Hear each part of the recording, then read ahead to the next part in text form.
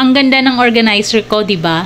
Alam mo bang mura lang 'yan, and pwede mong gamitin up to 20 years. Yes, matagal talaga dahil yung materials na ginamit para mabuo yan, high quality, stainless din yan, hindi kinakalawang.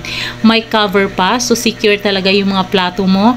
May lagayan ka na ng kutsara, knife, and yung chopping board, and toothbrush, sabon, depende sa iyo kung ano yung ipanglalagay mo dyan. Maganda talaga siya, guys. Organize na organize yung kitchen mo. So kung hindi lang alam ng mabisita mo magkano mo yan nabili, akalain nilang mahal yung organizer mo.